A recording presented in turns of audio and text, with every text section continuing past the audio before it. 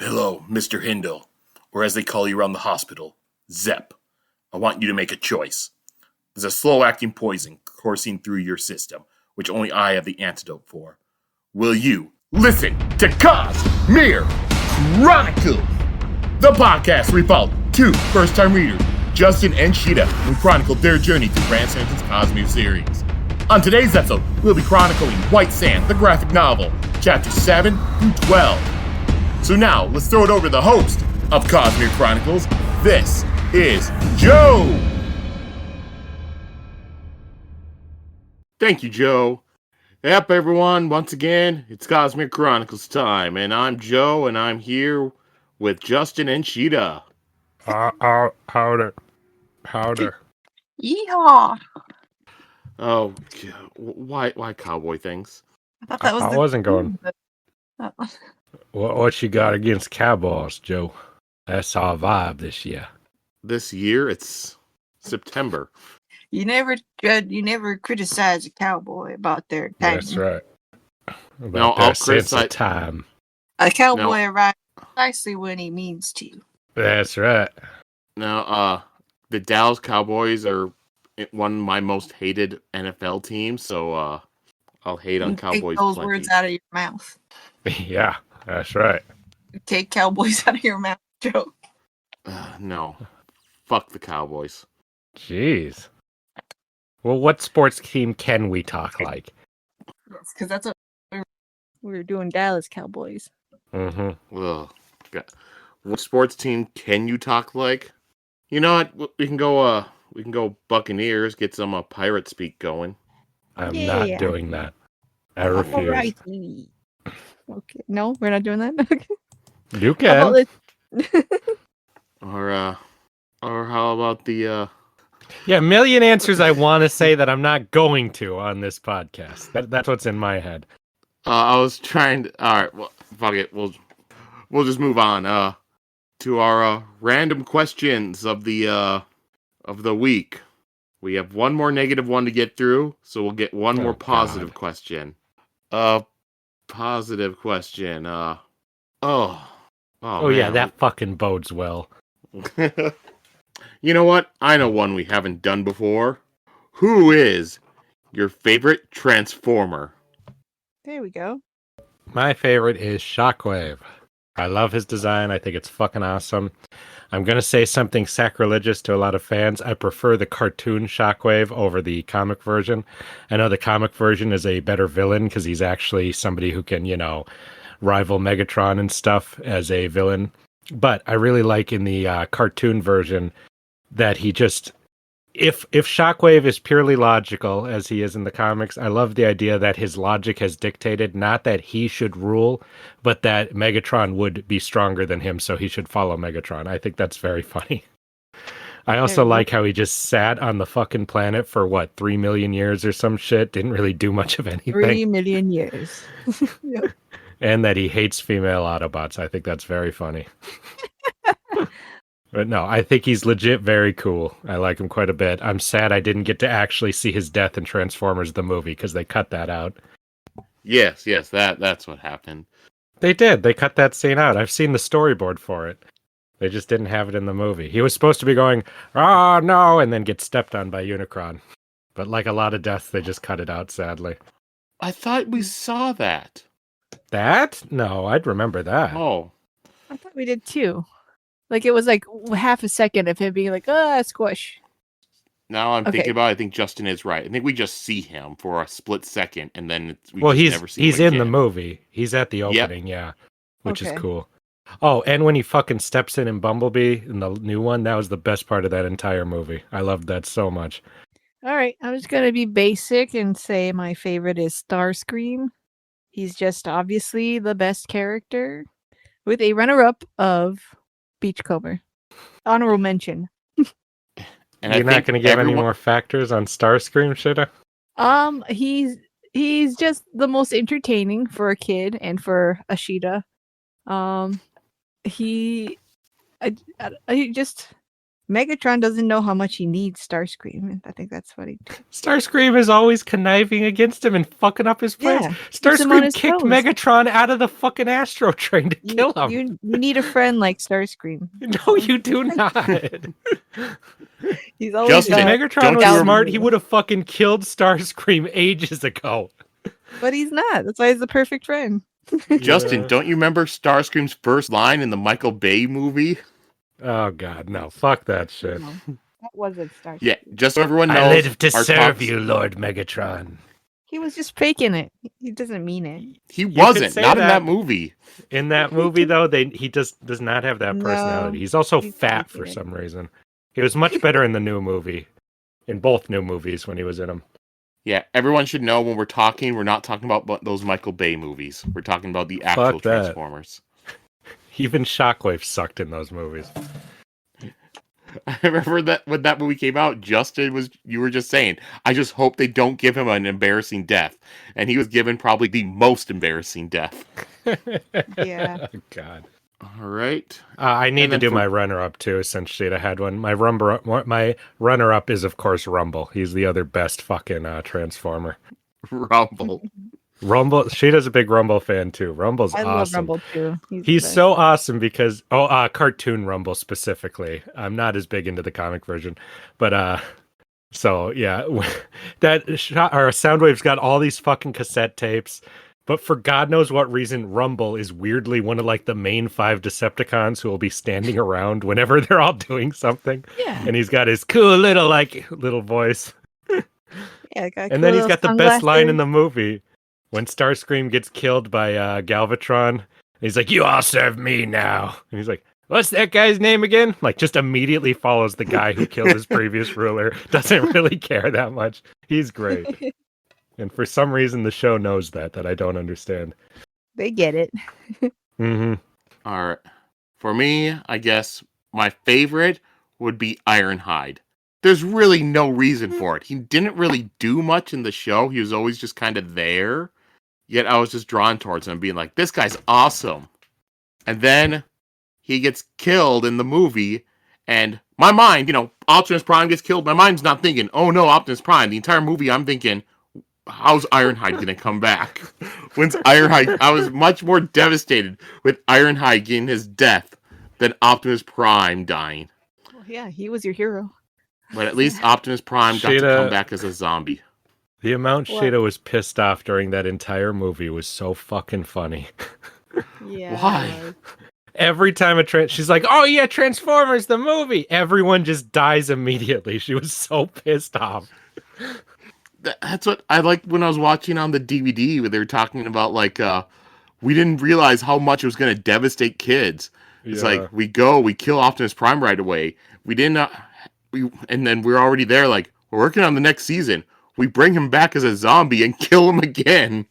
Like Sheta too. Like Ironhide and Brawn are 2 of your favorites, right? Oh, and Ratchet, right? Was it him who died there? The 3 who died right off the bat, Yeah. I know, were 3 of your Yeah. favorites, and you were so they were. pissed off. You were like, "What the fuck?" What is this? I'm not gonna watch Especially anymore. poor innocent little Brawn. That was so sad. Yeah. Yeah, but then you got to have Ultra Magnus. Yeah. I didn't care You know- about anything after that. Oh, God. Well, the Like, I'm thing is, not watching Sheta whatever was he's pissed. doing.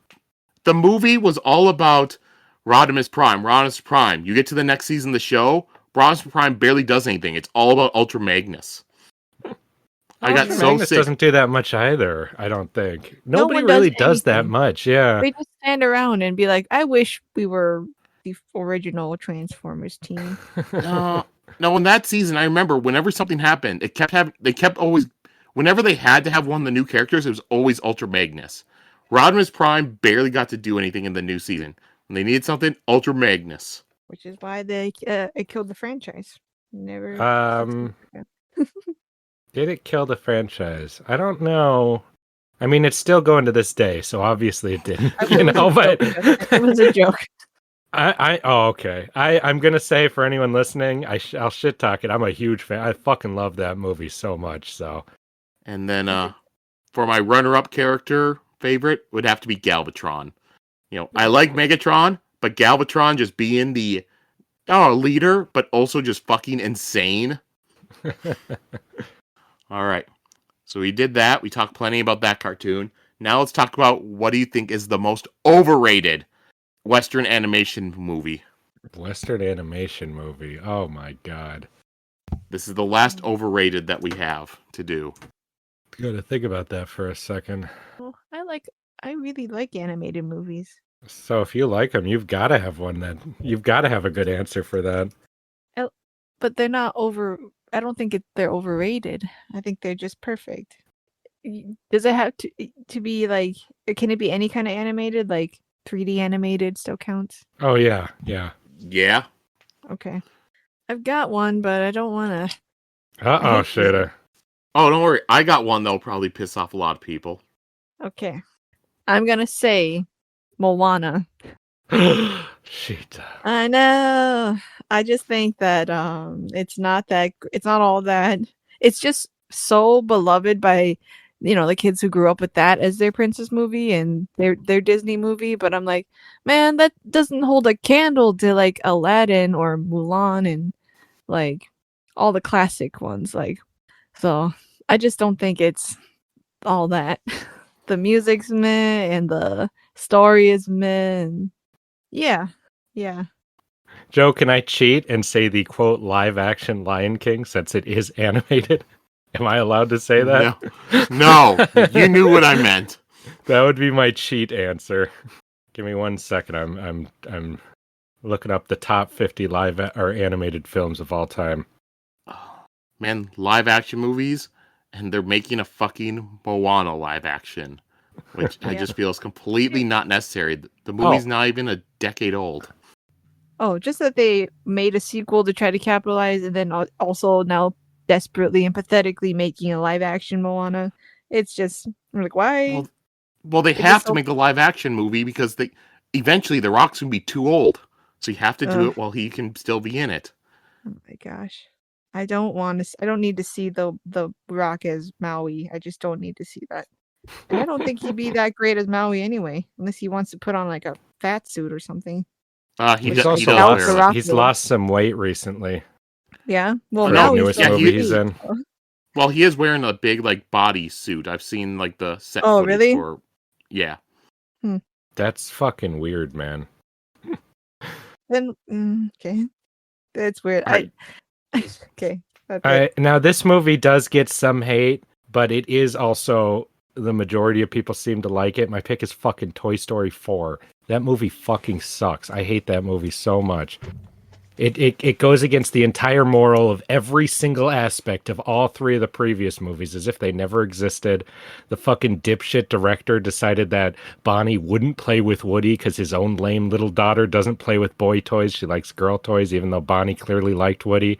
And the entire movie is about how you should leave your lifelong found family to go live with your psychotic, gaslighting girlfriend who treats you like shit at every fucking second, alienates you from all of your friends, and your entire life purpose to come out here, get like completely removed, lived in the middle of nowhere so she can belittle you in front of Keanu Reeves for the rest of your life. Fuck that shit and fuck that movie.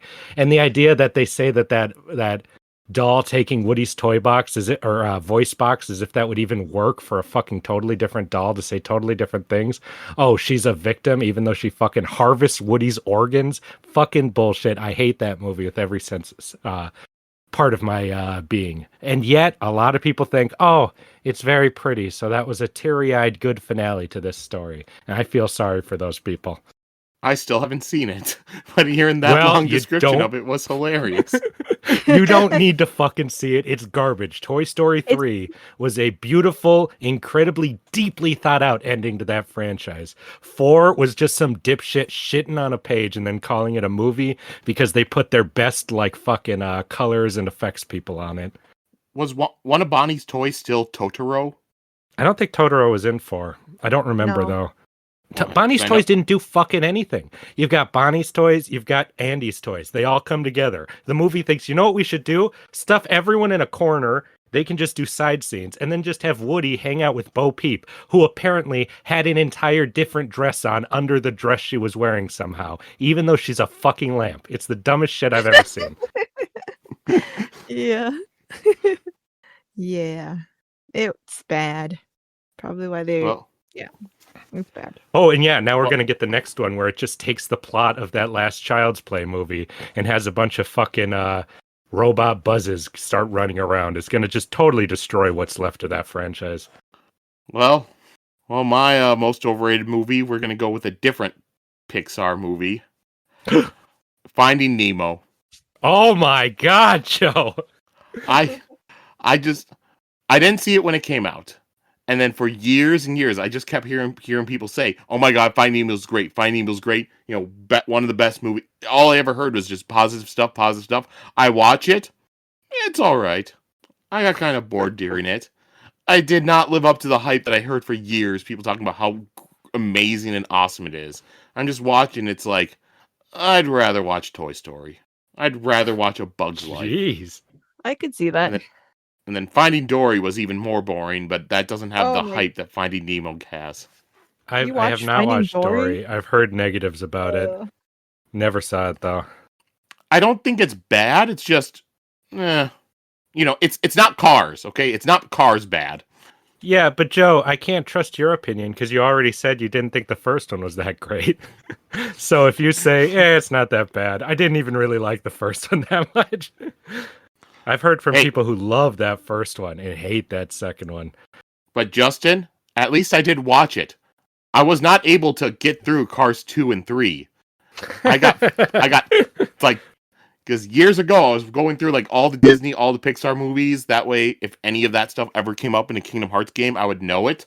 But I got about 10 minutes into Cars 2, and then I was just like, I can't do this. I read a synopsis. That's about all I know about that movie. Well, the Larry the Cable Guy character was the character I hated the most in the first movie. Then I saw he had a bigger role in the second movie, so it's like shit. And then I saw he had an even bigger role in the third movie. It's like, fuck that, no. You say Mater's the best part, Sheta? Yeah. I like Mater in the first movie. I like him. I did. Maybe it's just because it's voiced by Larry the Cable Guy, and I just don't like any Larry the Cable Guy stuff. The best part of that movie is when you see the little fly cars in the first one, and then you're like, what the fuck are the rules of this world? Why are there fly-sized cars? Everything's on a cob. That's what it meant. It doesn't make any sense. Everything's Why would a world like... I always assumed that was like a post-apocalyptic world where all the humans died out, but I'm starting to think it's just a cartoon with no rules whatsoever. Yeah, Cars is not made for me, so... Not their best world building. And then once you also realize that the movie Cars is just the movie Doc Hollywood. Literally, the same exact damn I've read plot as that, Doc yeah. Hollywood. Yeah, it's for babies, so it's okay. Babies love cars. Like, I mean, not that you're a baby if you do like cars, but only babies like cars. If you like it, you're a baby. Shit alone. No, I just know like little kids who love cars so much because they already like playing with toy cars. So I think it's a brilliant, a good idea. Multi-million-dollar franchise. Well, obviously, yeah. Yeah. All right, so that's enough time spent on this. Did we all stuff. pick Disney movies? My God. Yeah, we did. Well, what else are we gonna do? Like the Don Bluth movies are either really good or forgettable. Also, yeah, not overrated. Disney, Yeah, Yeah. those should be rated higher. Yeah, that's true, I guess. Mhm. But there's a lot of DreamWorks movies too. Yeah, but like Shrek, everyone says Shrek 3 and 4 are bad. So Yeah. it'd have to be either Shrek 1 or 2 that you say are overrated. Yeah, And if you overrated do is a that, very- you're gonna get your ass kicked. And Yeah. I've never watched any of the Ice Age movies, so I can't say anything about those. And I wouldn't call them overrated. I think they would be And- rated exactly where they deserve. Yeah. Like And I've never watched any of the Despicable Me's or Minions. what I might say, even though I haven't seen them, is like Trolls or something. But You haven't seen it though. How would you know? Yeah. Maybe Yeah, it's that your doesn't favorite count if you haven't movie. seen it. yeah, no. So that's what I'm saying. Like that, I keep thinking that's how the feeling I'm getting. Like, what's so great about Trolls? It. So maybe Well, I should. my watch honorable mention, my second one was also a Disney movie, so I guess I can't talk. It. What is it? It was Coco. The movie where the moral is you should abandon your dreams for the sake of your family But at the last second, your family will say, "Oh, it's okay to follow your dreams, so everything will work out." The end. That's the ending of that movie. How happy. Yeah, I feel like that. I can see And that. not for the sake of helping your family, just because your dumbass grandma's whining about it all the time. All right. Well, let's move on to White Sand. With first doing a recap of last week's chapters. Oh, fuck. Who wants to do it? Pretty easy. Sheeta does. All right, Sheta. Oh. Recap last week's chapters. Go. All right. We're introduced to this a duchess who is going, or we're introduced to a land of dark and light side people. We're following a duchess who's going into the light side, day side, and then we're also introduced to the sandmasters who can control sand and use it to do basically magic. We follow Kenton, who is the son of the Lord Sandmaster person, and he does a trial to become a Lord Maestro of Sand. He wins, but then all of his people get killed in an ambush, and he survives right before getting named a Lord Maestro. Then he meets the Duchess, and they kind of travel together. We learned a bit about their water vines and sand animals and stuff. And we get to a land where day side and dark side people hang out and stuff like that. The Duchess wants to meet up with, she's looking for the sand mages to try to help fight against a oppressive empire that is trying to take over her tiny city and stuff. Let's see. So she goes to see the council that's in this city, this big city, and they don't really help her, or they don't. That's not who she was looking for. She thought they might be the sand mages, but they're not. Kenton goes and sees that they are going to disband and get rid of the Diem, which is their Sandmaster organization. And he has 2 weeks to try to convince the council to vote to keep the Diem. He is made temporary Lord Maestro while he's in town. We meet his old friend, Eric, who left. We also meet another character, a cop who has a dark secret, a religious cop. And there's people from all around that's kind of attacking Kenton and trying to assassinate him. And then the Duchess finds out that none of the people, the council, want to help or listen to her, except she tries to talk to the Lord Maestro, and it's Kenton, and they meet up again. That's where we left off. Okay. But we'll accept it. Accept it? That was pretty in-depth. Yeah, but I was all scatterbrained trying to figure out everything. Yep, so we have this week we went through and pretty much read what volume 2 was of the graphic novel, going with chapters 7 through 12. So, as usual, I'll ask you guys, what did you think of these chapters this week? All right. It's pretty fun to see more. Exciting to say. I think that I can tell, I think I said last time, as interesting as elements of this world are, why they just let it be a comic book instead of publishing a whole novel. I wonder how this story would be if he, took the time you take when you're publishing something all the way to really, really edit and flesh things out. I think the bits that we learn about everything, like the powers and the specifics of that world, are really interesting. I find the kind of is it the Ars Arcanum version, just little encyclopedia parts, really fun. I like that. Yeah, it's pretty much all Chris's notes and stuff that she's written throughout her time there. But yeah, it's the Ars Arcanum for this book is that. Okay. Yeah, I love journal pieces, so that's probably my favorite part. And also, we did get an art change in this one, so because I hated 12, the change. I hated it. I liked the previous art a lot better. It had a lot more personality to me. I also looked up. I'm sorry. I knew that artist from Red Hood and the Outlaws. He did it a little later in. I haven't looked up this second artist yet, though. Oh. Did he? Well, Not I'll, the I'll initial just stuff, much later stuff. Oh, okay. I'll just let you know this second artist. It's only that one chapter, What? Oh, well, there you go. Nice and easy. and then the rest of the chapters are done by the same person. Okay. Yeah, because the first artist has this kind of wispy, sketchy style that really matches the vibe of the sand and the world. So, kind of missed that. Yeah, I thought it matched the world and stuff better. And yeah, the sand and shit flying around I thought looked good with the first artist. Hmm. I thought he had a Kenneth Rocafort kind of style, so that's interesting. It's not Kenneth Rocafort. I know, but he covered him. Oh. So, yeah.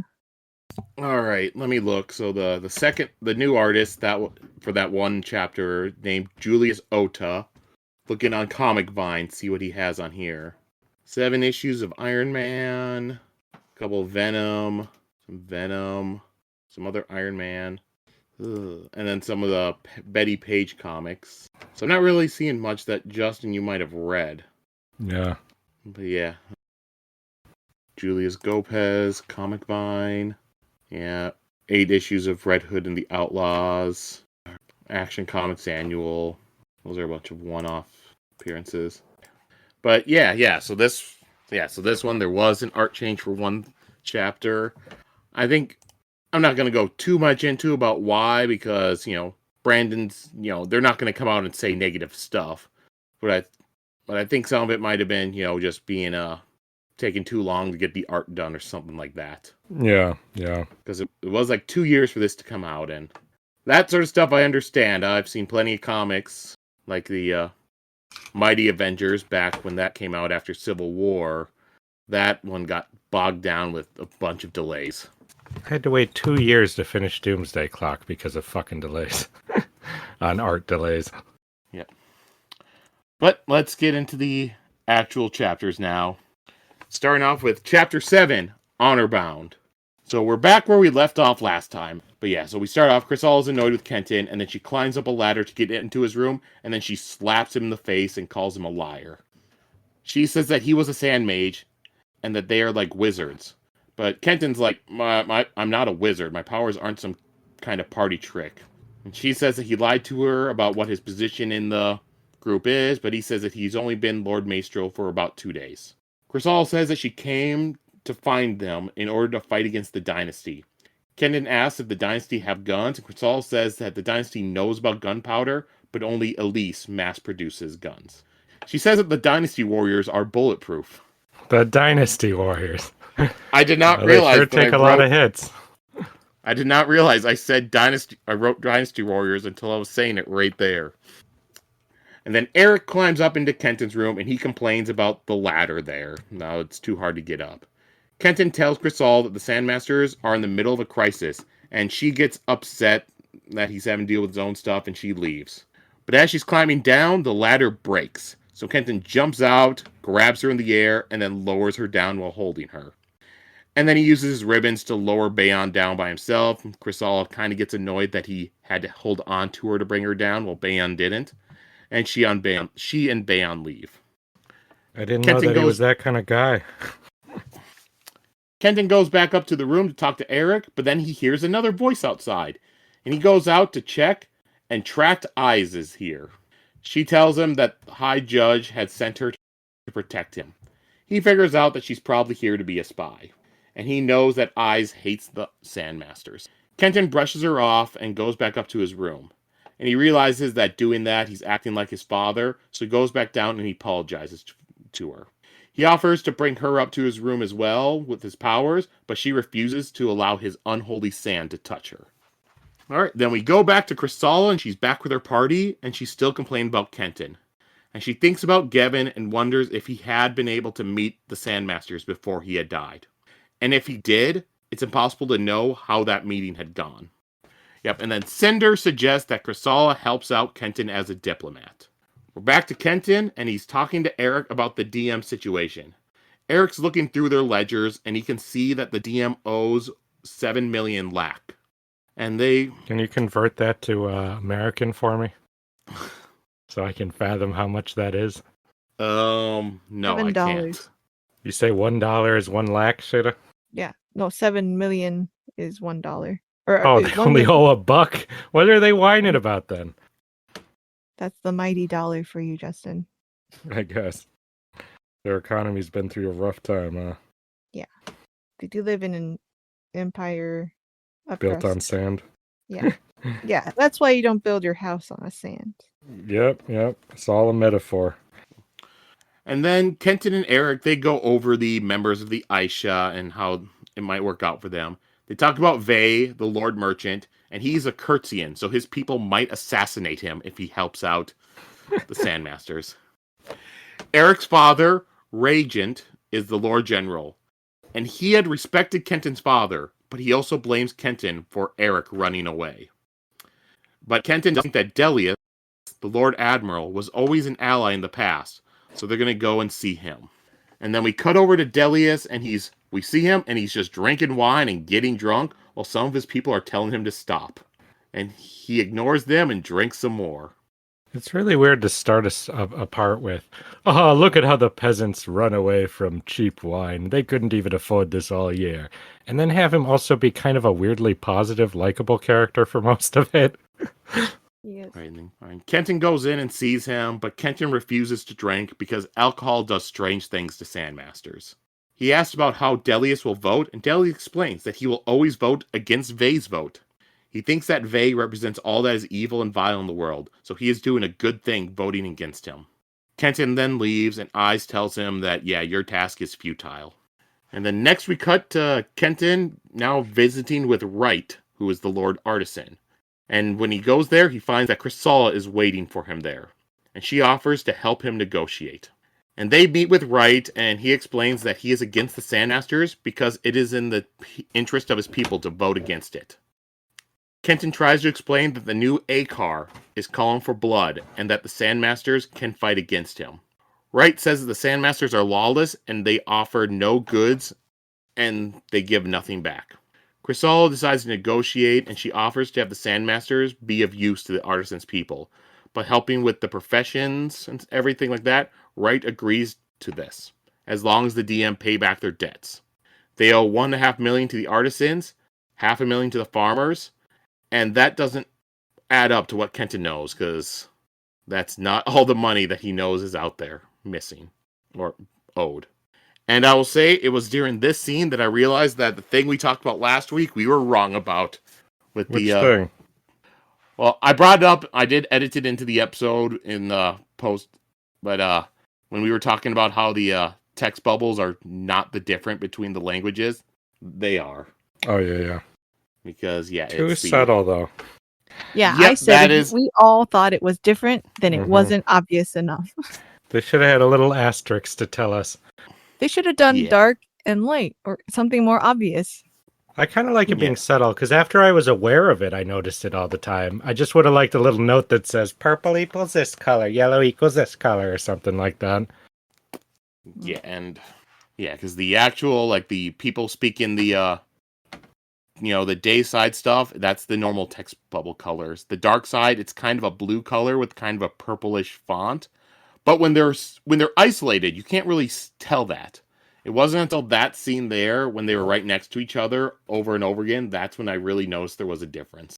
Mm-hmm. All right. Also, I feel a little bit of bias that the normal one is dayside.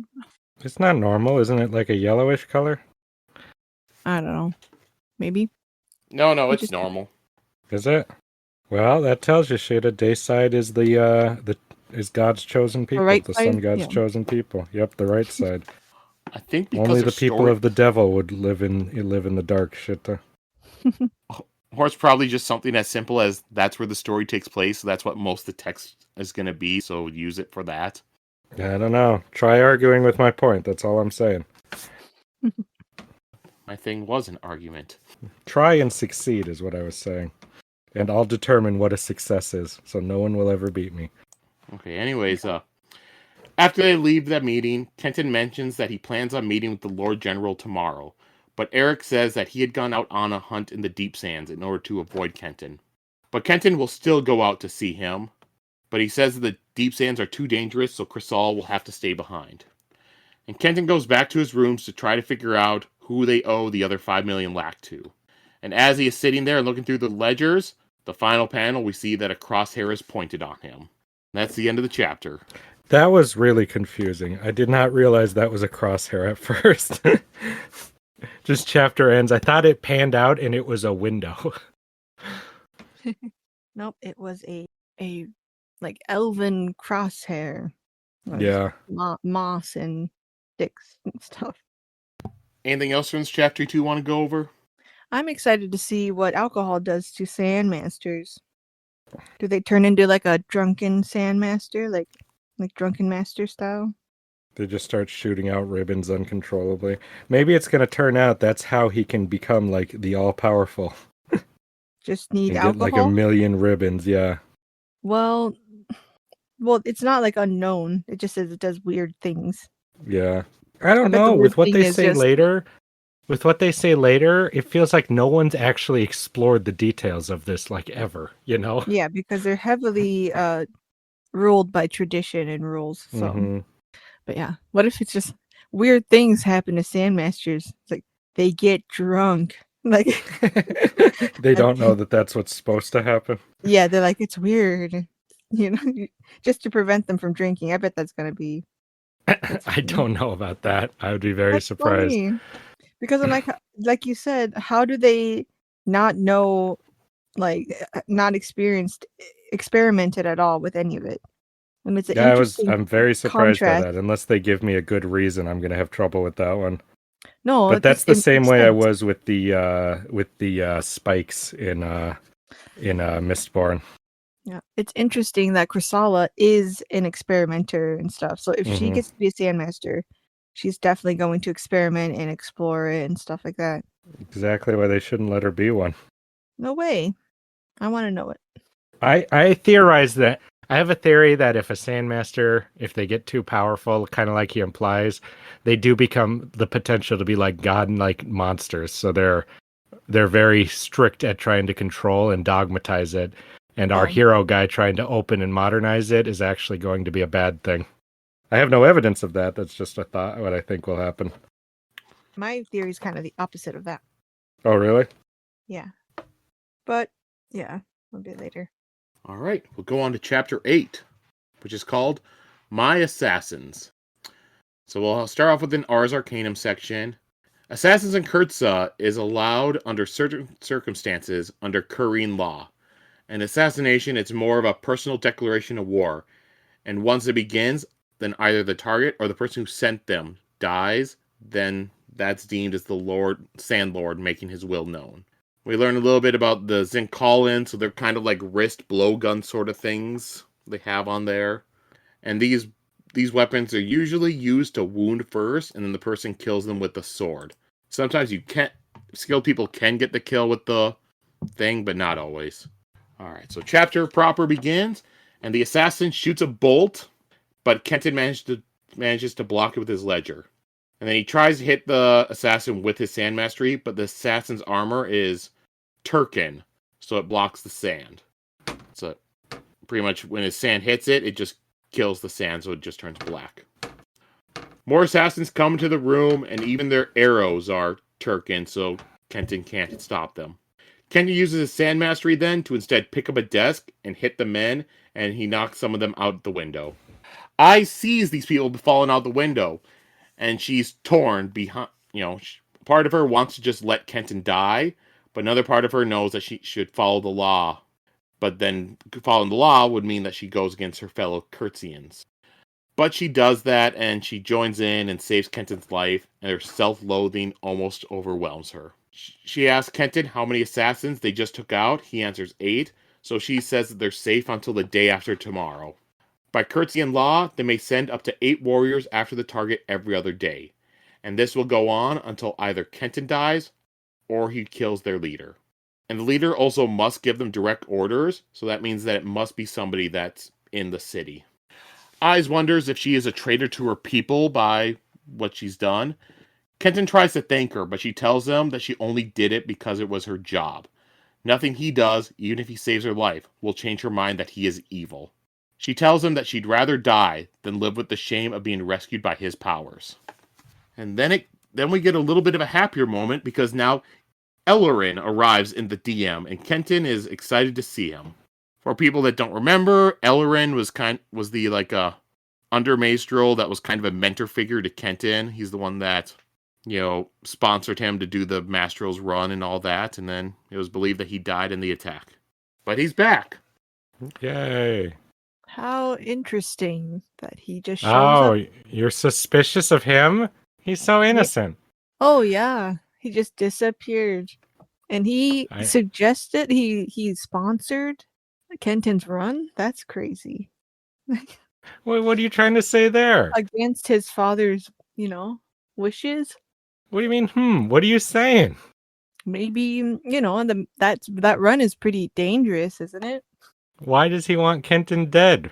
You can't just know. throw these accusations out and know. not follow them up. I'm just asking questions. I'm not saying anything. You doing one of those? Yeah. I'm just saying, yeah.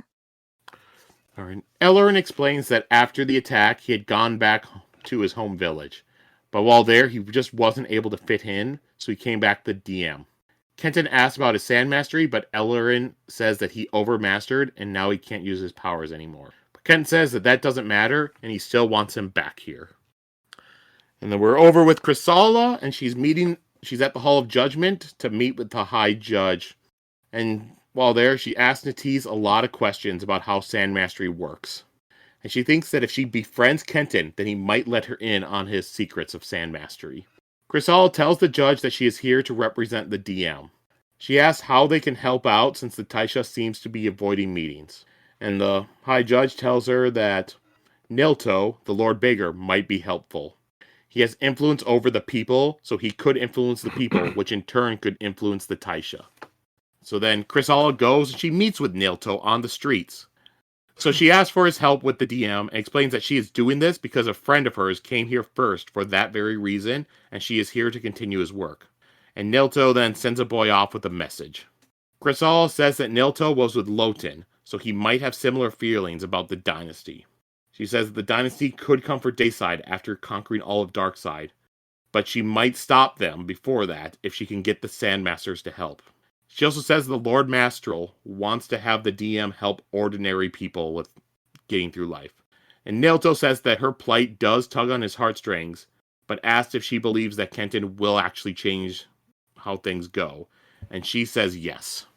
And then the boy returns with the package, and Nilto gives it to Khrissalla. Inside the package, it's Gavaldan's pistol and ring. She asks where he got it, and Nilto goes off about how everyone in the city has people they grieve for. He says that he hates the nobility and that they ignore the normal people. Khrissalla calls him a horrible man, but Nilto says that he is horrible, but he'll still whisper about the Diem. And during the scene, I realized last week, but who Nilto, his design, reminds me of.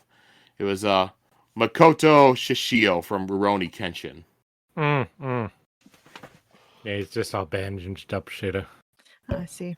He reminds me of the Snow White movie, Happily Ever After. When the prince gets turned into a hermit. Is that a sequel one? Yeah, that's the Oh, I never saw it. We just watched it. It's the knockoff Snow White movie. Oh, that one. Yeah, I kind of remember. Happily Ever After, 1989 film. Yep. I can't remember what the prince looked like, but I remember the plot of you're saying. Well, it's kind of a spoiler, but not really. Yeah, spoiler, you figure out if you're older than 9 while watching it. I didn't know when I watched it. Yeah, you were a little kid, I assume. Yeah. Happily Ever After, originally released as Snow White, The Adventure Continues in the Philippines. Yay. There was a video game adaptation for the What? Super Nintendo. God. Dang. I did not know that. Man, now I want to look it up. Well, because the dwarves do have powers, so I wonder how they would use that. Oh, God. Oh, God, I hated those dwarves. Okay. All right. Back to the story. Khrissalla's in her rooms when John Akron comes in to discuss a matter. He talks about how, when they first started off, Captain Derrill and his lieutenant had died 2 weeks outside of Ellis. Bayonne and the other two had gone out to scout ahead. And Akron says that he was awake and he heard 2 gunshots, and then Bayo returned and said the others were dead and that they were being chased by Border Patrol. Akron says that there should have been more than 2 shots, and that if they were actually being chased by Border Patrol, then how come none of the rest of them ever saw them? Khrissalla says that she trusts Bayonne and suggests that maybe Captain Dirrell had been shot farther away, and the 2 shots could have come from Border Patrol even closer. After Akron leaves, Khrissalla just can't get the thoughts out of her head about this. That's the end of the chapter. Anything else about this chapter you two want to go over? It's actually really hard for me to be remembering which was what chapter, honestly. Yeah. Just because it's a comic book, so it's totally different. Yeah, I do understand that. And a lot more of the chapters do seem to end within the next chapter, just picking up immediately where the last one left off. But we'll move right on to the next chapter then. Chapter 9, which is called The Catch. Alright, so Kenton and Eric are meeting with Regent, the Lord General, on the deep sand. And then Regent takes Kenton out on a hunt. He shows Kenton, a lot of smaller creatures attacking instead of just one really big creature. And he also shows him what's called a Delrak Naisha, which is which he says is harmless, and it just has a small part of it sticking out of the ground. But if you step on it, then it attacks. He asks Kenton how much money that King Revan of Sevis had offered him. And Kenton's like, nothing, nobody's offered me any money. And Regent says that he had been planning on dissolving the Diem already before all this happened, because he wants to dissolve them and then hiring the Sandmasters to work for him. Kenton tells him that the Mastrals who were trying to sell their powers before, they were a different group, and that he is there to try to save and change the Diem, and tells Regent that they don't need to be enemies. But Regent's like, yeah, we don't need to be enemies, I already gave you an offer. Kenton calls him out for saying that Sandmastery has outlived its usefulness while also scheming to get its power. But Regent says that he only wants them working underneath them just because of their name, so he can have the name Sandmasters working for him. And then Regent rides off and he kills a Carrick, which is like a big monster. And this Carrick was being held for him, wounded by the other soldiers, so that way he can come in and get the final blow. So at this point, Kenton decides to start leaving, and as he's leaving, an explosion of sand happens behind him, and a woman is thrown and right in front of him. And she says that the Carrick that they had just killed was only a child, and now its mother is here. Kenton goes back and finds a giant Carrick attacking, and Regent's trapped in the ground. Kenton goes, he fights the monster, while Eric runs in and grabs and picks up his father and saves him.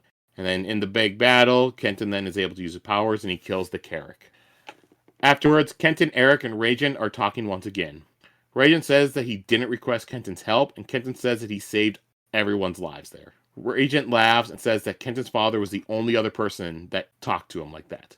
Kenton offers, alright, a deal. I'll assign 12 Sandmasters to Regent once the Diem is reinstated. Regent agrees to this and asks them to stay for dinner. Kenton declines the offer, but Eric agrees and he and his father eat together. As Kenton's leaving, he's attacked by an assassin that jumps out from under the sand. And that's the end of the chapter. These have been some weird, abrupt endings. I keep forgetting, though, these weren't released as issues, so it's not that weird to end that way. Yeah, it is weird. Well, with this, that gives us now 2 different chapters that have ended with Assassin's Attack. No, 3 chapters that have ended like that. Anything else about this big sand battle you want to go over? No, just that it was fun to go back to the desert. Okay, so we'll move on to chapter 10, which is called Rising Challenges. We have an Ars Arcanum, and in there it talks about how Kenton has agreed to help fight against the dynasty. Khrissalla doesn't know if his powers work on Darkseid, or if his powers can also be taught to Darksiders. She also doesn't know if his powers would actually work against the Star Carved. Khrissalla experimented with sand, and tried to see how long it takes to recharge, because when you use it, it goes from white to black. If you just leave it in the sun, sand charges in an hour, or if you have some water on it, it takes 4 hours. But if his sand is brought from outside into darkness, then being in the darkness, after 24 hours, it turns black. Alright, so we're back with Kenton, and he's fighting the assassin, and he notes that she is just completely greased in Turkin oil, so his sand mastery does not work against her. But then he manages to grab her, and she tosses her into that Delrakin thing that was sticking out of the ground last chapter, and once she touches it, then it attacks and kills her. Afterwards, Eric asks about how the assassin had found Kenton, and he figures that there must be someone that's watching the Diem. Eric asks Eyes why she wasn't there, and she says that if it was the Sand Lord's will, then she would have been stationed there at that point. Kenton notes that Eyes was right, because he was attacked right when the new day had started. And Kenton asks Eric about his father, and Eric says that his father's still angry and won't accept that Eric will not become the next Lord General. And then Kenton arrives back at the Diem, and he finds Dryle giving a speech about how Kenton is making plans to make himself safe, while Dryle has been making plans for everyone else to get wealth and protection. Kenton yells at Dryle and tells him that he's violating express orders, and the Diem has suffered from Dryle's paranoia enough. Dryle asks how he intends to stop him, and Kenton then challenges him to a duel. They will duel in 10 days after the council makes its decision. But Dryle tells him that he'll only accept it if it's before the council's decision on that day, because he never wants Dryle to be reinstated as the real Lord Mastral, even if it's for an hour. And in Kenton's room, Eric's, he's thinking that this duel is a bad idea. But Kenton says that, even if I die and Dryle becomes the next Lord Maestral, then at least that's better than not being any DM at all. Kenton does admit that Dryle will be a terrible Lord Mastral, but there will still be others than after him. And Kenton plans on putting in some new rules that even Dryle cannot get rid of.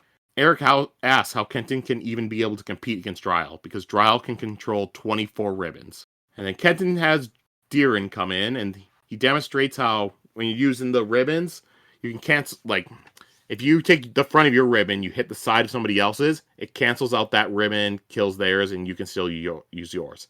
If the sides of both ribbons hit each other, then they both die, or they hit head on.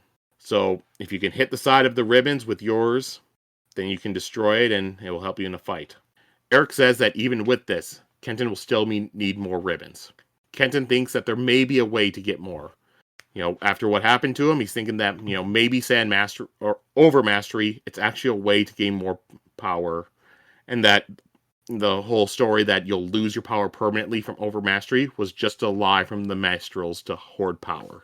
I don't know about that. Seems a bit simple to me. I feel like even controlling that, people would have figured that out by accident. Unless you were killing everyone who figured it out. We're back to Eyes, and she's meeting with Tract Tane. They're talking about her Sherazon investigation. She says that they can use the upcoming boat races to cut into Nilto's profits, because, reminder from last week, she believes that Nilto and Sherazon are the same person. They say that Nilto doesn't rig the races, but the outside boats, they tend to win more often, so he just uses that way to steadily make more money. Tane says that Lochmelon, however it's pronounced, he has cut a deal, but Tane still says that, Eyes' presence is missed. She tells him that her assignment is only 9 more days, that Sherazon is getting desperate and he will make mistakes. Later on, Kenton, Eric, and Eyes go see Vey, the Lord Merchant, but he's making them wait for hours before he'll see him. Eventually, Kenton gets fed up and he uses his Sand Mastery, which then pisses off Vey. And then they begin their meeting with him, and Kenton tries to make a deal with Vey, but he says that he will not make a deal. He is Khrissalla, and it would be unethical to make money off Sand Mastery. And even if he did support Kenton, his people would turn against him. And then Vey begins belittling Eyes and calling her a traitor, which sets Kenton off, and he winds up then using his powers and threatening Vey. After they leave, Eyes tells Kenton never to defend her like that again. No matter what it looks like, she doesn't want his help. Alright, and then a messenger comes up to Kenton and gives him a letter. The letter's from the Lord Admiral, and he's throwing a ball in Kenton's honor, and he wants him to bring Khrissalla. Kenton asked the messenger if he had brought him this other letter that Kenton had found earlier, but the messenger doesn't recognize it. Eyes looks at the letter and says that it is to her, and she says that, yeah, he must have known how to get it to me, because the letter was from Sherazon. Kenton asks about it, but Eyes says that this letter's unrelated to you. And we're back, and we have Kenton visiting with Khrissalla again. He tells her that he has only gotten one Taisha to agree to vote for him. Khrissalla says that she did meet with the Lord Beggar and came to an agreement with him. If the DM is able to help the people, the Lord Beggar will sway other people's opinions. Kenton tells Khrissalla about the Lord Admiral's ball, and she thinks that that Kenton's making progress. Kenton says the deal with the Lord Artisan will mean nothing if they cannot pay him back. The DM doesn't have money, but Helis does say that the guild still presents them with their tribute like they have always done in the past. Khrissalla points out that if the DM never paid for anything in the past, And that means that this tribute money must be stashed somewhere. And that's the end of that chapter. Unless they spent it all on hookers or something. Who knows what they're doing behind the They have scenes a there? dark secret. Yep. Yeah, probably. I'd assume so, yeah. Man, their whole community is, I feel like it's really corrupted and it got wiped out for a good reason. You think so? Yeah. Because You think that the assassins have good reason to be trying to kill them? I think, yeah, whoever's against them have good reason to, but I think it's going too far to kill them all, but like they seem really tied up in their tradition and that it would be kind of impossible to change things. Like, so I think it might be for the best that they were wiped out, except for the young people who can still be swayed and stuff. Like, I wonder if that's what they're doing. Because it's really sad that our main character, Kenton, wanted to work his whole life to become a maestro just so he could maybe make a difference, because things are that bad or like not that good. I thought he just did it to prove it to his pop. It's that too, but what he really wanted was you get a vote when you're Lord Maestro and stuff. You can actually do some big changes. I'm really surprised by this whole order. They didn't seem to really give a shit about preserving themselves that much or how much they pissed people off or anything like that. Mm-hmm. Like the fact that they're like, wait, stuck. we could sell our services to others to make money I'm surprised they weren't already like doing that. Yeah, because there's all these old rules that you can't do that and stuff. Yeah. That's why Again, I think wonder that, if there's good reason for that. Why you think what? Oh yeah, why that other guy's like, I want to make some money, like like we should do that. That's a good idea, like he's another young guy with like controversial ideas and stuff, Yeah. I think he's the other side of the coin and that they could work together to make it better and stuff. Like he is kind of doing that already. You're still trusting him. Yeah, I think Kenton already kind of sold out he's constantly selling out the Sandmasters, like hoeing out, like we could fix your Hoeing out. yeah, like you can use he said you can use the Sandmasters for whatever you want and stuff, like I was like, okay, who are you asking to do that? Like your friends, Justin, you have to remember with Dryle, don't forget that Sheta was completely Team Deloff and Team Zane. So it matches. Yeah, but she wasn't actually apologizing for them. She liked that they were little weird psychos. Oh, she kind of was apologizing for Zane. Just yeah, because he was crazy, and that's not his fault. mm-hmm. He never been loved before. Yeah, that's it. All right, you might hate me for this, but I can't help but thinking of the song "Down in the Diem" every time they say Diem. I don't even know that song. I don't know it. I've never heard of it. So I can't hate you for it. Well, it's not what this Diem is. Oh, okay, okay. All right, so like Instagram DM or something like that. Yeah, a Diem. Oh, is that it? Oh, God. Yeah, it's just exactly what you expect it to be. It's my worst. God. But I'm like, if they play that song when like it's about to go down in the DM and they do their if they do that, if I turn the page and then it's like one of those books, like a kid's book where a song starts playing, I will not be finishing this book, just so you know. That would be, I want them to do it. They're walking up to fight to duel. Yes. That'd be very impressive since you're reading the book digitally. It would be. Well, that'd be less impressive. They could just have something, programmed in. Okay. I'm going to be turning the sound off while reading, just in case. I'll send you the song so you can open it up right when you get to the part. I will not listen. I will not be doing that. I'll send you the music video. No, I will be doing no such thing. Sheta, who's the artist for this song? Yagati. You're just making up words. No, it's Yo Gotti. Justin, you may need to be careful. If the last name's Gotti, he may have mafia ties. I don't think that's what we're doing here. Oh man, don't not read the lyrics to this song. Yeah. Okay. Anything else in this chapter you want to go over? Not me. Nope. Okay, let's go on to chapter 11, Party Politics. So another Ars Arcanum. This one, talks about how the ribbons in Sand Mastery tend to look white, but if the Sand Mastery is done in the dark, then what it actually looks like, it looks like all the colors of Starmark together. And then Chris talks about an experiment that was done where black sand is partially covered, and only the parts that were uncovered turned back to white after 4 hours. The parts that were still covered stayed black.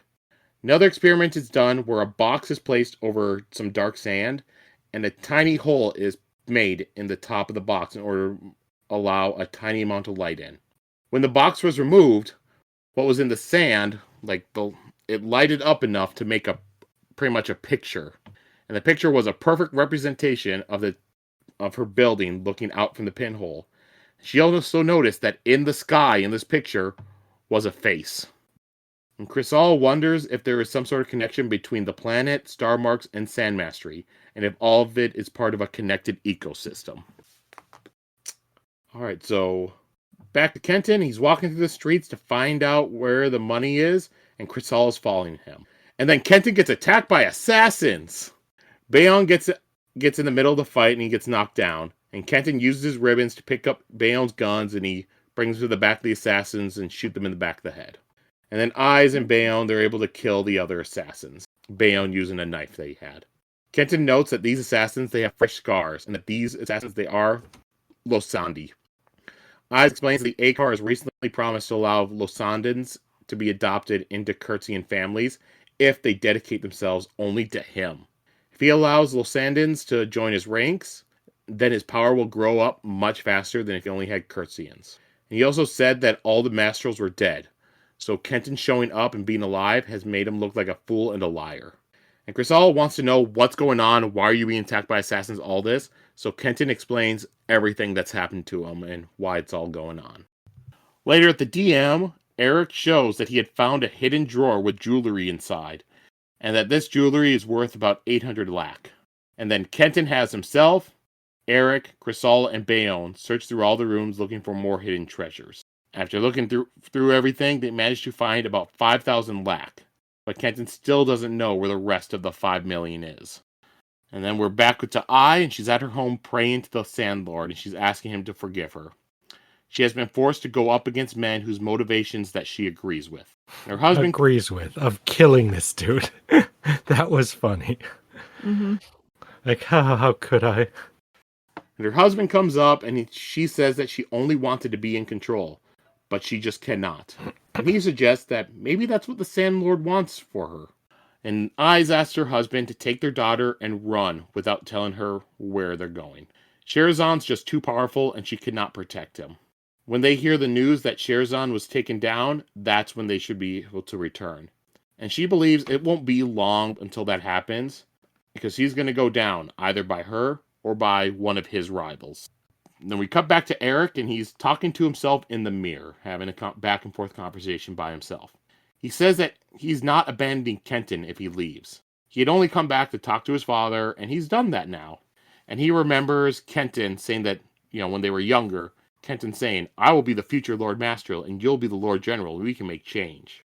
And Eric tells himself that Kenton believes that it was his father that drove him away. But it was actually more he left because of what Kenton was saying.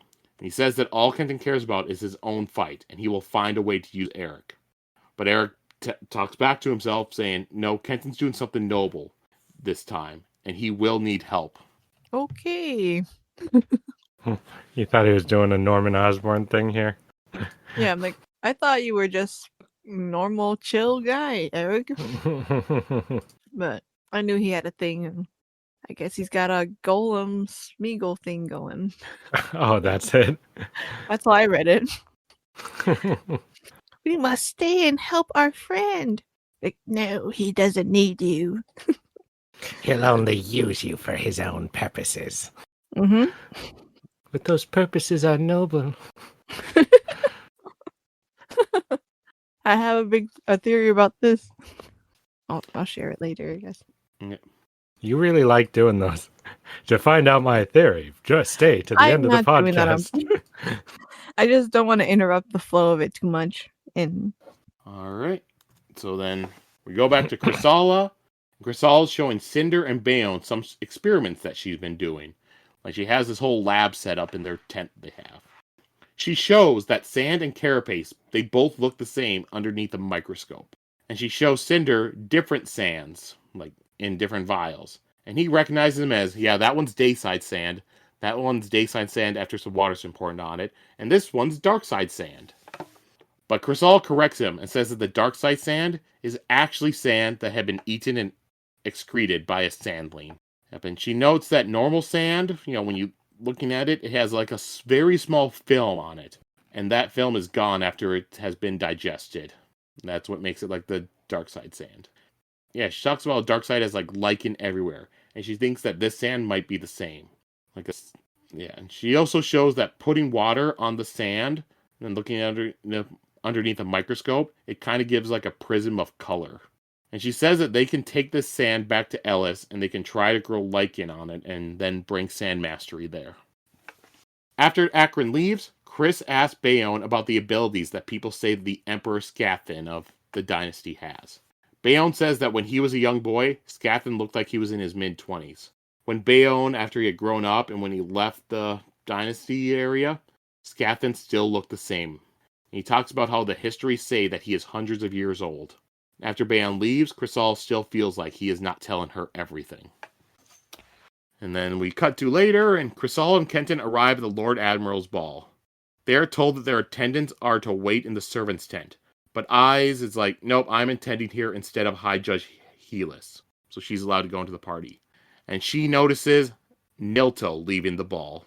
And then Delius comes up to them, completely drunk, and loudly announces that he is officially supporting the Diem in the upcoming vote. And then he passes out. That was the best part. So embarrassing. This And guy Kenton seems like he's trying to be embarrassed on purpose. He seems like one of those guys who loves to be underestimated. Yeah, I thought he was like Light Song, but a more Yeah, a little bit. A little more unlikable. creepy, scary version of Light Song. Mm-hmm. And Kenton notes that Delius always votes against Vey. So if he does that, why is he making this big announcement now?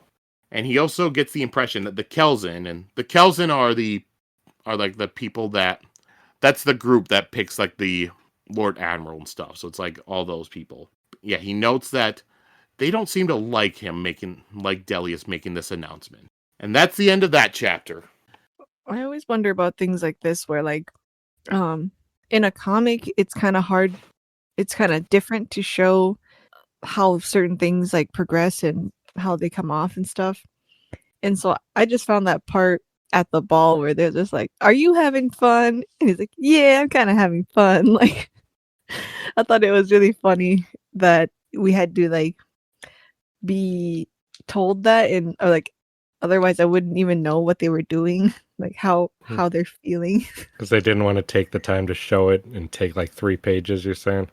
Yeah, like it's kind of hard to show that. Like in a book, you show it and it would not take that much time, but in the comic, since we're following them like in real time, the passage of time is kind of hard to show sometimes. So yeah, I thought it was funny, but I was like, okay, so I guess they're starting to kind of have a relationship, and you know, with all this hanging out that they're doing. All right. So then we'll move over to our last chapter that we read this week, chapter 12. And there's an Ars Arcanum, and it just explains different foods. I'm not going to go into that. But I loved that one. I love food stuff. It was fun. And I thought it was interesting that they didn't have normal utensils and plates and stuff. Plates and cups, like they had to be made out of usually glass and crystal and stuff like that. That's funny that you're the person this is for, and me and Joe could not care less about that. Yeah, and I like the joke about how the grapes are regular grapes in Darkside and they're raisins in Dayside. That's actually pretty interesting, though. Yeah, it's funny. God really does hate Darkseid, huh? All right, so Kent and Khrissalla they're still at the party and they sit down to eat. Khrissalla asks him how Sand Mastery works, but Kenton won't answer since she never passed a test to become a Sandmaster. He also doesn't even know if a Darksider could do it, but she points out that, hey, your half dark side. And he says that there are rules for joining the DM, but Khrissalla says, those are just traditions. You can always change those rules. Exact kind of person you don't want in your order. No way. I bet she's going to improve it a bunch. Improve it or completely turn it into something different. Something better. This is why gatekeeping is good. You keep out the people who want to turn it into something completely different from what it is in the first place. For me, if it sucked to begin with, then by all means, come in. It doesn't suck. You get to throw sand It magic did. ribbons around. Yeah, in the desert doing nothing and just kind of like picking fights with each other. And yeah, they weren't doing anything. Delius comes over and joins them. Kenton says that he wishes that the lords of, Delius's profession were more receptive to Kenton. Delius says that it could be because of the Akar, who is planning on slowing down the trade between Khrissalla and Losand if he winds up winning the choosing. And that, the Akar would stop the embargo if Losand was to renounce the Sandmasters. And going above that, the Akar would also be willing to remove the taboo of goods that have traveled over water if Losand just got rid of the Sandmasters completely. Kenton asks why Delius would show his support for the DM if the Kelzin, his people, didn't like it. And Delius says that, Kenton, you don't really know how they choose the Lord Admiral, do you? And then Delius leaves, and he tells them to, go up and eat more and waste more wine for me. And Khrissalla notes that, this guy, he does have more potential if he was just trying to be more than a drunken slob. And Kenton thinks about the fact that Delius mentioned wasting wine, and he thinks that might have been a message about something. Khrissalla notices that Nilto is here, and Ai says that she saw him leaving earlier, so he must have come back. And then they're leaving, and they get into a carriage, but as they're about to leave, they hear some shouting. Kenton goes out to investigate and finds that a building that was in the middle of being built has collapsed. Kenton knows that Sandmasters are not supposed to help like this outside the DM, but he doesn't care, so he uses his powers to lift up the collapsed building and rescue the workers inside. He used up a lot of his power, so he's getting really thirsty. And after he drinks some water, the leader of the builders, named Trell, comes over and he thanks Kenton. And Kenton tells him to go to the Sandmasters if they ever have another problem like this in the future. We're to later on now, and Khrissalla and Bayonne are back at her lab, and she says that, she could make more gunpowder for Bayonne, because I think he only has enough for like 6 more shots right now. But that would take time, and she intends on going back to Dayside once she knows the secret to the Sandmastery. But she notes that Kenton is just too tight-lipped, and the language barrier between the two of them prevents her from asking other Sandmasters. Khrissalla's looking at the guns that Bayonne has, and she asks, where did you get these guns? And she notes that they are Elysian officers' pistols. Bayonne says, you don't want to know that. Khrissalla asks if he killed Captain Darrell and his lieutenant, and Bayonne says, yes. Khrissalla asks if he was sent by the Dynasty, and he says, yes. She figures that he was sent to stop her if she had found the Sandmasters, and he responds by saying that stop is not a strong enough of a word for what I was told to do. Dear God. And then Akron and Cinder enter the room, and they see that Bayonne's holding a gun, and they figure that he's threatening Khrissalla. And Bayonne then takes his leave, and he just leaves the room and leaves the building. And Khrissalla wonders why he hasn't killed her already. Because he loved her. You think that's why? Yeah. Jeez. And I will have to say, the scene with where Cinder and Akron were like, oh my God, are you put away the pistol? Are you threatening her? The way that was drawn. Weird. He was it was like pointed down. It wasn't anywhere near her. Clearly just holding it. Like... Yeah, calm down, guys. Jesus. His hand's not even on the trigger. He's holding it by I know. The handle. That's so weird. And I'm like, you guys already know he has a gun, and it's just right on his person, so it's not like you're all surprised. You would be surprised, I mean. Well, that was super weird. And when I said he takes his leave, that's what he does. He bows and then just walks out. Oh, that was so awkward, but weirdly realistic. Like, and I like how he just admits to everything. Mm-hmm. Mm-hmm. As I said last week, he's just very blunt. Yeah, which makes me trust him, even though he's probably sent to kill her. All right, and then we're back to Eric, and Eric is celebrating that Kenton helped out the workers. And Kenton makes an announcement to the other Sandmasters that we're no longer going to be secretive, and that you will now help just the normal, regular people. And Khrissalla enters the room very dramatically and shouts that she is ready to become a Sandmaster. And that's the end Next of those chapter. chapters. No. And that's how that's resolved. Yep. That's the end of the volume there. But we did get one more page of an Ars Arcanum at the end. This one explains that people are tested between the ages of 8 to 12 to become a Sandmaster by holding a handful of sand, and they try to call for it and offering it their water to do stuff. And if the sand then comes to life in their hand, they become an acolyte.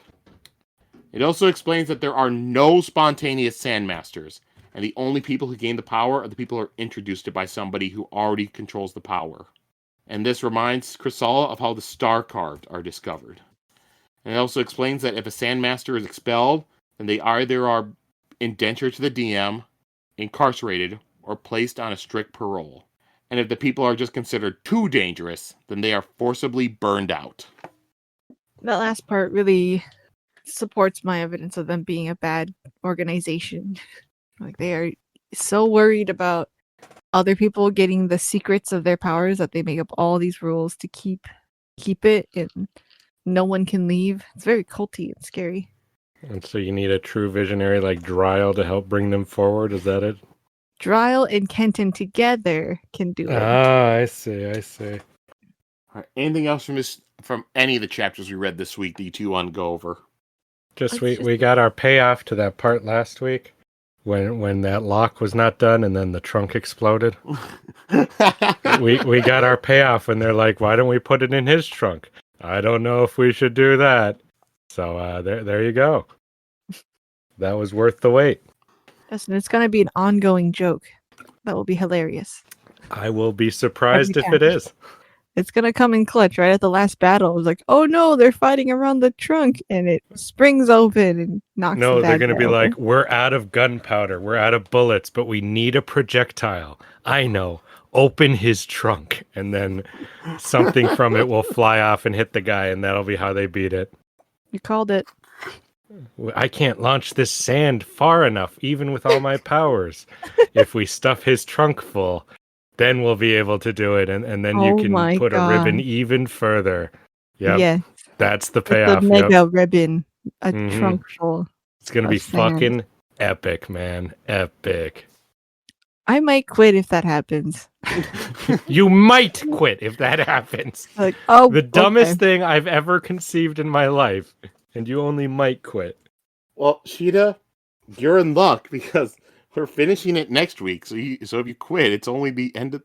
You don't need to worry. No, she'll quit all Brandon Sanderson books if that happens.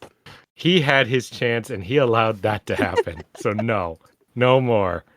That's it. All right, so let's go over to the theories and predictions segment then. So one thing I want to ask you guys, because we didn't really go over it much when it happened, but with Chris's little experiment that she did with, having the box, poking the hole in it, and it's like, yeah, it's the top of my building. What do you guys think the face that was appearing in the sky was? Oh, I like her theory. Humans just see faces and everything. That's my theory. That's what she said. I liked it. Okay, that was a little confusing. So she put the box down, and the picture underneath the box was a face? No, so what it was is, because she just poked a hole in there, so only a small amount of light comes in, so it doesn't get fully lit up. And pretty much what the picture was if you were inside the box looking out of the hole, it's what you would have seen. So it was the top of the building. So it's like a camera that got used. Sorry, was the box on top of the building? No, box was on top of sand. Then what building? The building that was in front of the box. Just instead of a box, just think building. That's all. Building. I want to know the perspective. Just think, pretty much, you sit on the ground, you take a camera, take a picture of the top of the building. It's from that angle, so it's like the box would have been where you were sitting. Oh, that's weird. Yes, it is. I don't like that. You don't like it? I don't like that. That's weird. It seems like this whole place, experimentation seems to be kind of a theme in the story so far too. So I wonder if this having like it's weird because the little experiment that Khrissalla does with covering up half the sand. I was like, is there a bigger guy, like another person experimenting and covering half their world, you know, and being like Oh, just like how messing she's with them? experimenting? Yeah, she's That's a like, good half theory. the That's sand is cool. dark, I you like know? that. So I was like, that's exactly the picture of their land, you know, like half of it's dark, you know. It's just, I wonder if they just are in a little experiment, a microscopic world. I like it. And then, do either of you two have any other theories or predictions you want to throw out there? I don't know. I'm sold on Sheta's experiment theory. That's a cool one.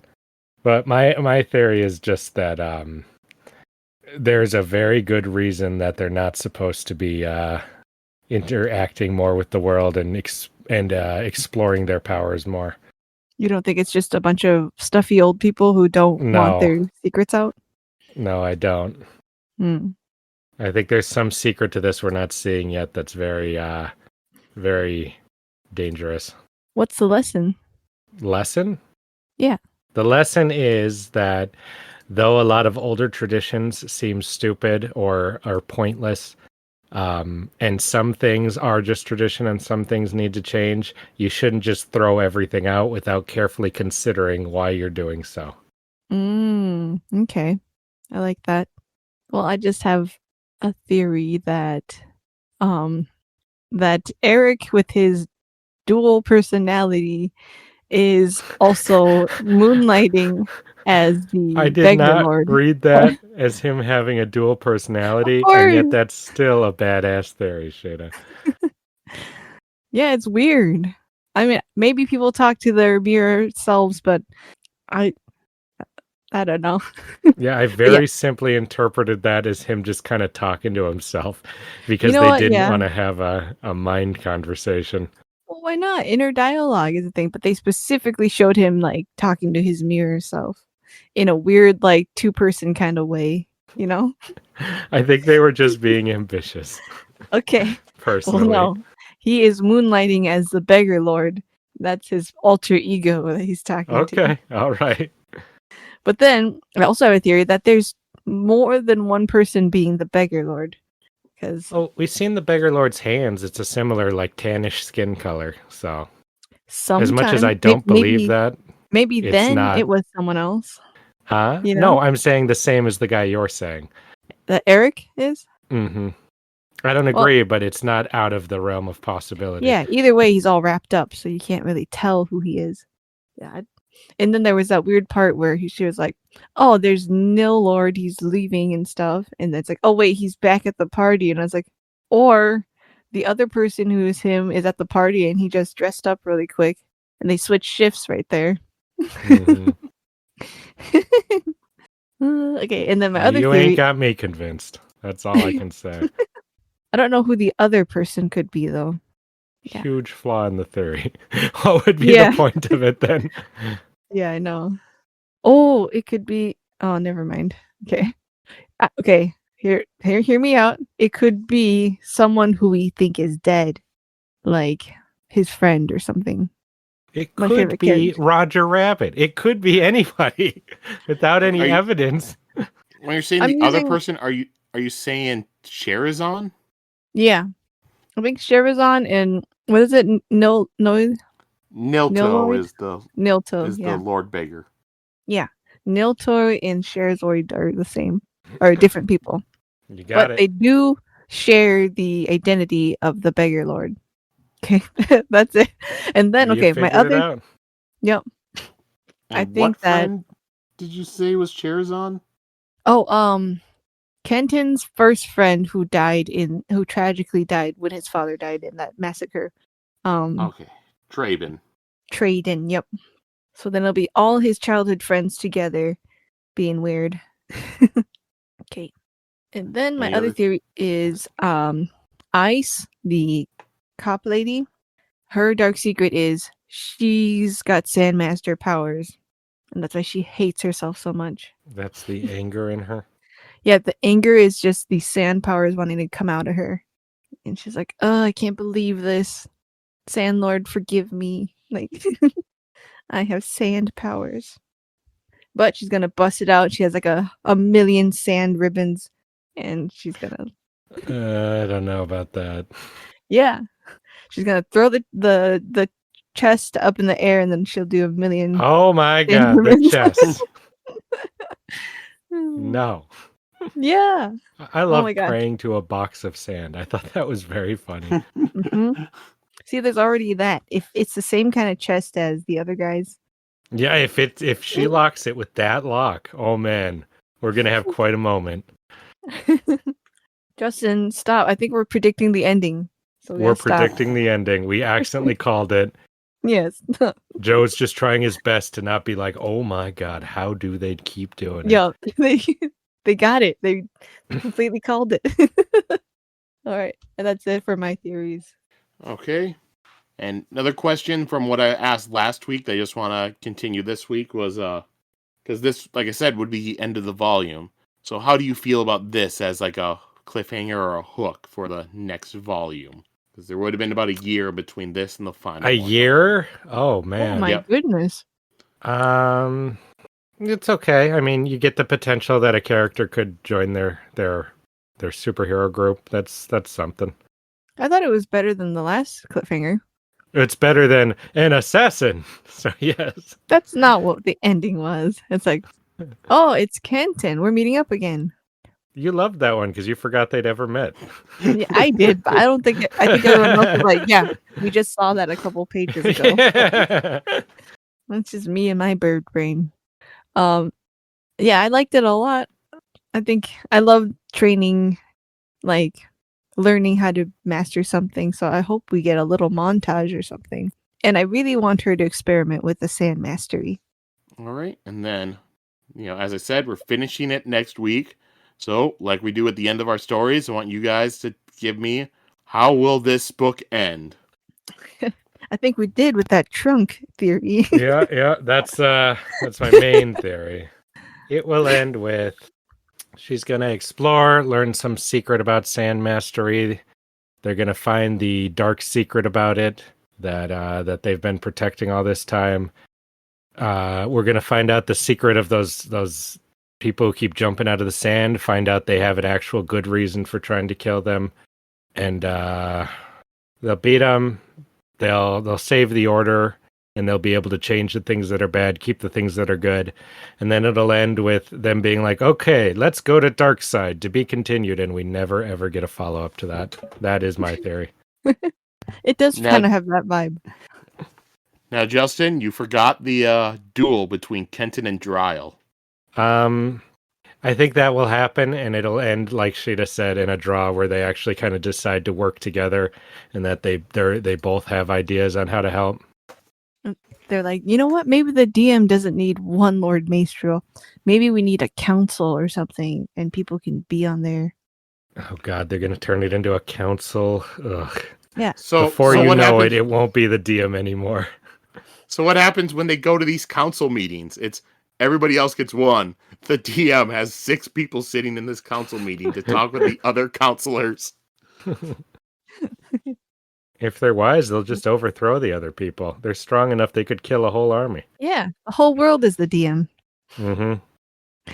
So, Justin, does that mean that you are off the Dryle poison the Sandmasters train? It's just 'Cause you're- too obvious. And Dryle doesn't seem that clever. I think that there is some piece we don't have, or maybe the piece has been implied that not that the previous people were bad or evil or anything, but they clearly weren't that altruistic, and maybe they caused some trouble for some other group long ago. You know, something that we just don't have the info for yet. My theory is that the Empire, what is the name of the Empire people again? The Dynasty? The Dynasty Warriors. Yeah, they so they have uncovered, I think they have uncovered this big mystery, and they are trying to, it has something to do with their god in the sky. They're trying to go up there and take that power for themselves, and they want to get rid of this dark side light side thing and just take back the world. and so they are getting rid of the Sandmasters because they're the only people who would stop them, and they just want to bring. Huh? I want to point out the people getting rid of the Sandmasters are with the assassins. That's Khrissalla. That's different than Dynasty.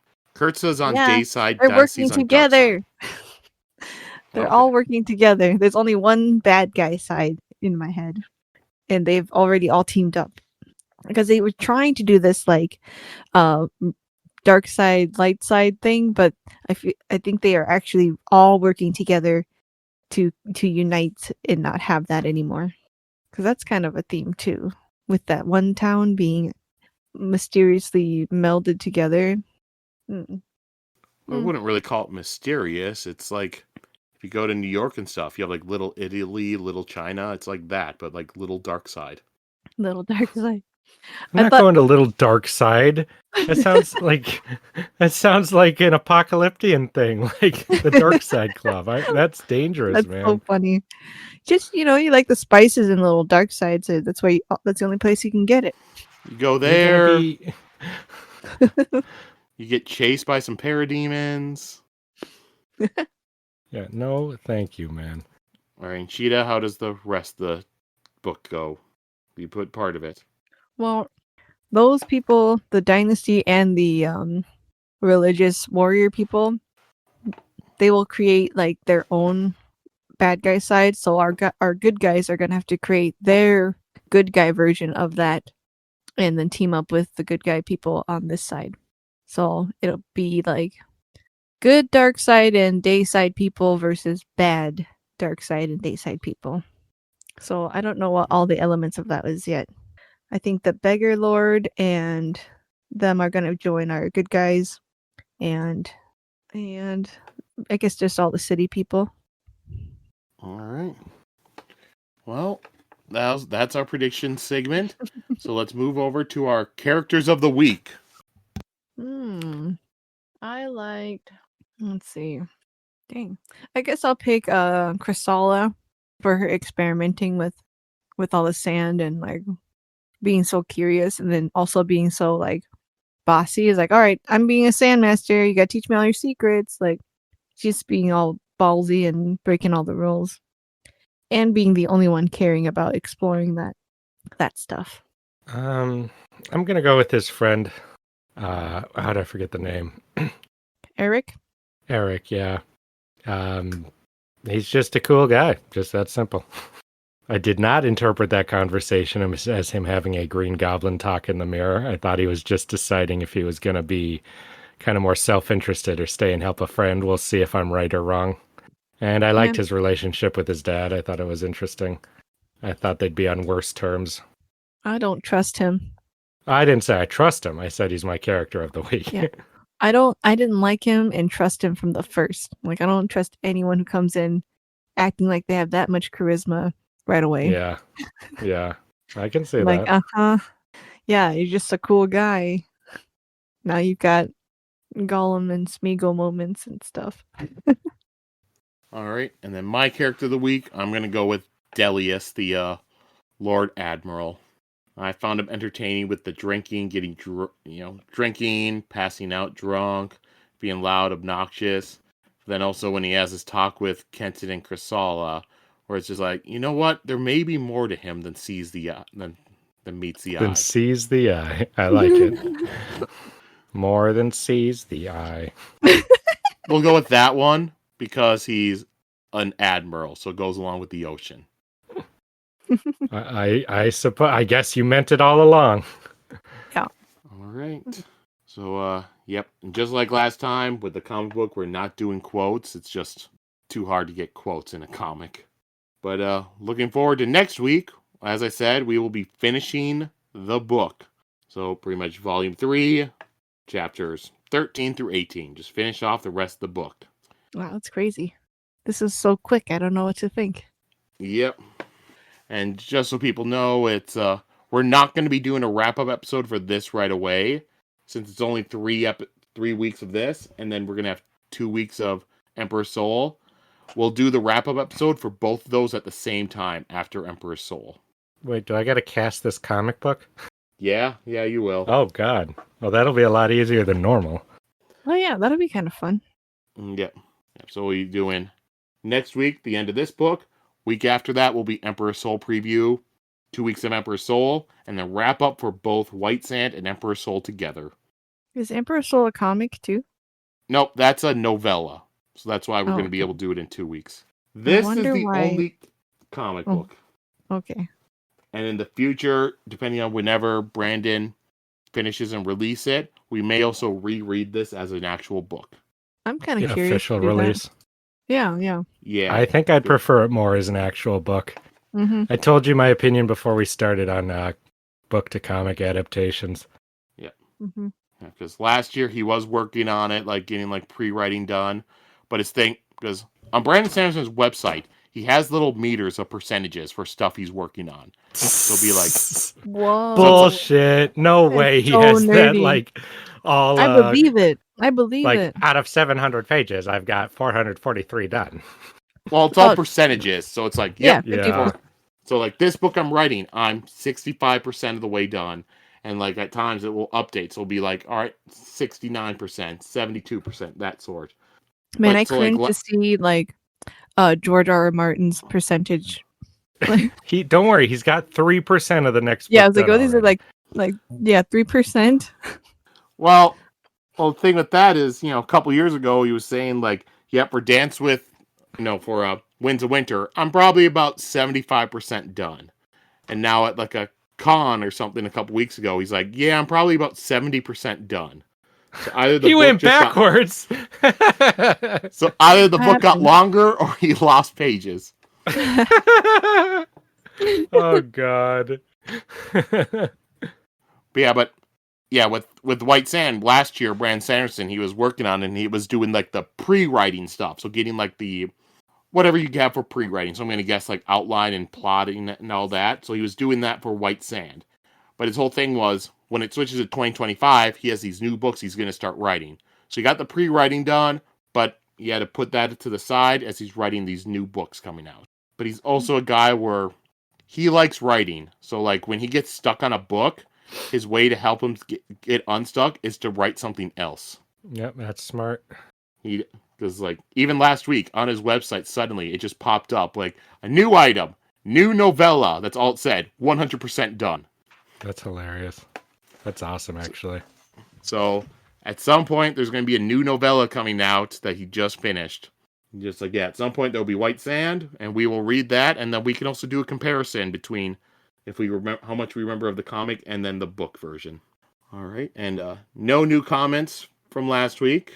No, no episodes had really come up for people to discuss, so we're all caught up with those. So we'll just go right into our plugs. For plugs, I wasn't prepared. You can follow me on my Instagram at cheetah_low for my art, and then my fashion and daily life Instagram is at mermaid machete. Last time you said you weren't going to promote La it. la la until la you la had- la la. Okay. You can follow me at that one that I've said a few times. If you, maybe somebody only. Yeah, this is an actual comic. So if you want to read comics, you can go to Profanity Beaver, Instagram, DeviantArt, and stuff like that, and you can see comics. And they will not have as much sand in them as this has. I'm sorry to say. Maybe throw in some sand for the next issue. Yeah, maybe I'll make a sand comic just for you fans of this who just don't get enough sand out of your modern comics. JSA sand?